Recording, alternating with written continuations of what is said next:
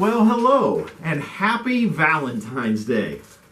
Oh, Valentine's Day, the day when love and chocolate come together. What a glorious day, right? I remember as a kid having to decorate these hideous looking Valentine's Day mailboxes. Our teachers would say you need to make a mailbox to collect all your Valentines from all your classmates. And we would decorate these things. Sometimes they were shoe boxes. Sometimes they were boxes that we would get packages in. But no matter how I would decorate mine, it was always hideous. It was terrible. And I can remember just fearing that I would have the worst one when I walked into class on Valentine's Day. And you all remember those Valentines. They were just cheesy little sayings. They were cute. They might have cartoon characters or something on them. But that's all it was. They were little pieces of paper. I don't know what happened to all of mine, but obviously they weren't that important because I can't find any. So I have no idea if they all just got tossed. I don't know what happens to those. But teachers made such a big deal out of that. Now, when I would finally take my box to school, honestly, it wasn't usually the worst in the class. But I can tell you that it was consistently in the bottom 5. All right? And as a result, I was never really a big fan of Valentine's Day until I began to realize that as you get older, there's candy involved. And good candy, not just the little quote-unquote fun-sized bars that they give out at Halloween. This is good stuff. And now I've got a Valentine of my own, Deb, who I'm so thankful for.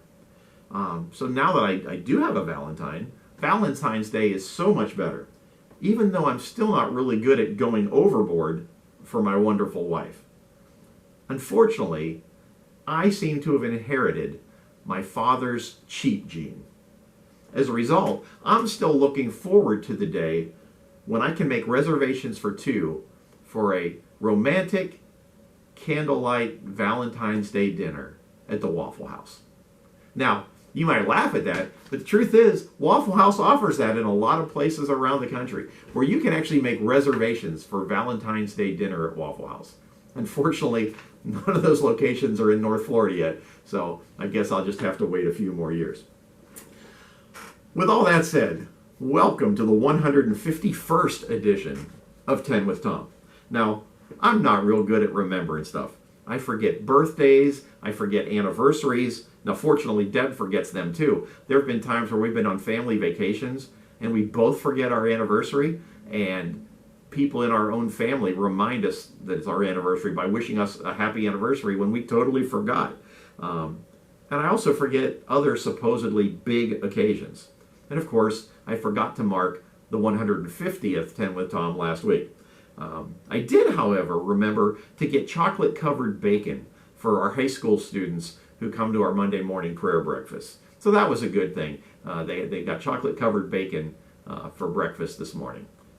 However, in true Tom fashion, I forgot to get a slice of chocolate-covered bacon for my wife. So, not a good move, Tom. Hopefully I can make that up to her and we can have a nice dinner somewhere tonight. Now, I hope that everybody's recovered from yesterday's Super Bowl, the game last night. And there are many people who have pushed for a Saturday Super Bowl or to make the day after the Super Bowl a national holiday. But there was some news that came out over the past couple of weeks that could give us more sleep the morning after the big game. The NFL is considering adding an additional bye week for each team, which would extend the season for 1 additional week. That would in turn push the Super Bowl back to the 3rd weekend in February, which coincides with President's Day. Bingo! Let's see what happens over the next 5 years. Because honestly, would you rather have the day after the Super Bowl off or remembering a bunch of dead presidents? I say that with all due respect to those who have served. As for today, if you need a nap, take one. Naps are good for you. All right. Now let's get to our lesson for today. In 1 Samuel chapter 20, we read about David fearing for his life from King Saul. And we pick up the story in verse 11. "Come," Jonathan said, "let's go out into the field." So they went there together. Then Jonathan said to David, "I swear by the Lord, the God of Israel, that I will surely sound out my father by this time the day after tomorrow. If he is favorably disposed toward you, will I not send word for you and let you know? But if my father intends to harm you, may the Lord deal with Jonathan, be it ever so severely, if I do not send you word and send you away in peace. May the Lord be with you, as he has been with my father. But show me unfailing kindness, like the Lord's kindness, as long as I live, so that I may not be killed. And do not ever cut off your kindness from my family, not even when the Lord has cut off every one of David's enemies from the face of the earth. So Jonathan made a covenant with the house of David, saying, May the Lord call David's enemies to account. And Jonathan had David reaffirm his oath out of love for him, because he loved him as he loved himself. Now you can read what happens next in 1 Samuel chapter 20, starting at verse 18. But on this Valentine's Day, we are talking about remembering to say, I love you. Hoping to save their relationship, a woman dragged her husband into the marriage counselor's office.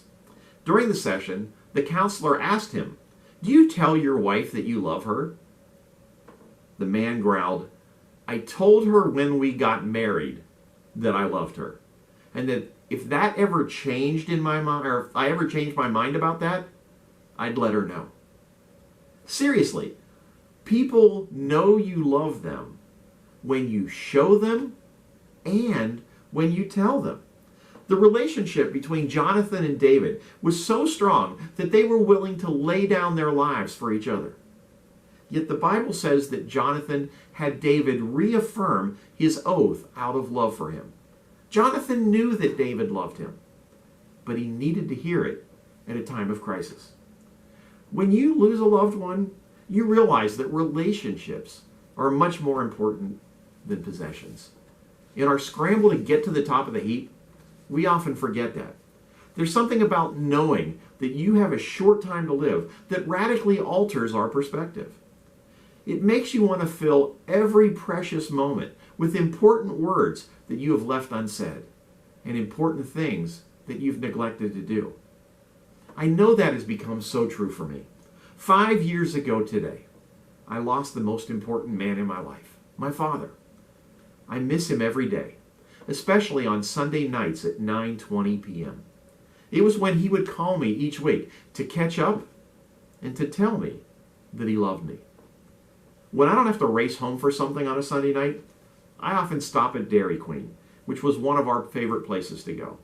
Or I pick up a Frosty at Wendy's, which was another thing that my father dearly loved.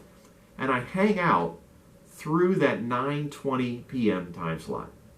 Now, those things probably aren't good for my physical health, but the time spent on Sunday evenings remembering my father and thanking God for all that my father taught me, those are worth it. And I've also noticed a change in my vacation habits.